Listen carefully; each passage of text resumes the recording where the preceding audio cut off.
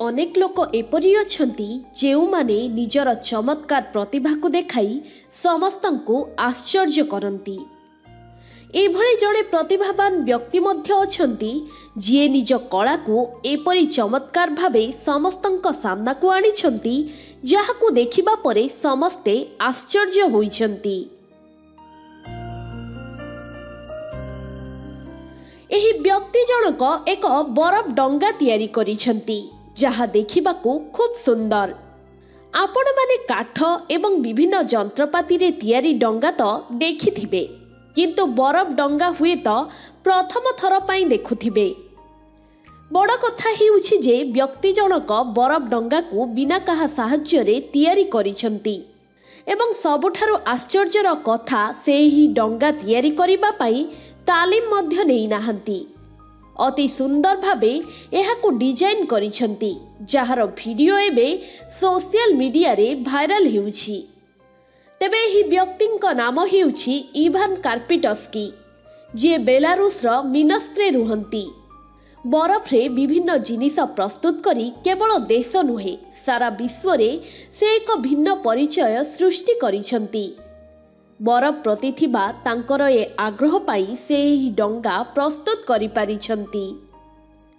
Report अनुसार Ivan को नाम 2020 मसीह रे प्रथम थर पाई चर्चा को आसीथिला जेतेबेले से बरफ रो भायोलिन तैयारी करिथिले।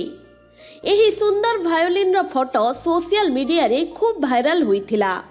एहा परे जेतेबेले भी शीत ऋतु आसे से निजर कला देखाइबारे लागि पड़ंती एवं सुंदर सुंदर जिनिस तैयारी करंती, किंतु एथर तांकर कारनामा किछि भिन्न रहिछि। से एक सुंदर डंगा प्रस्तुत करी समस्तंकु चमकाई देइछंती।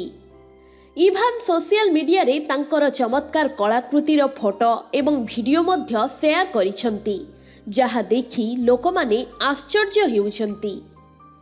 आश्चर्यर कथा हेउछि बरफ रे तैयारी होइथिबा एही डंगा केवल देखाइबा पाई नुहे बरंग एहा पानी रे असली डंगा भली चालुथिबा देखा जाइछि। इवान एहाकु एपरी ढंगरे तैयारी करिछंती जे एहा पानी रे मध्य चाली पारुछि। एथिरे जणे किंबा दुई जण लोक आराम रे बसी पारिबे। इवान निजे बरफ डंगा को चलाउथिबा मध्य देखिबाकू मिलिछि। खबर अनुसार बरफ डंगा को तैयारी करिबा पाई इवान विभिन्न प्रकारर इलेक्ट्रिक डिवाइस व्यवहार करिछंती, किंतु एही डंगा दिग को कंट्रोल करे नाही। सुंदरता दृष्टिरू एहाको खूब सुंदर भावे गढ़ा जाइछि। इवान को एही सुंदर डंगा सोशल मीडिया रे जोर शोर रे भाइराल हेउछि।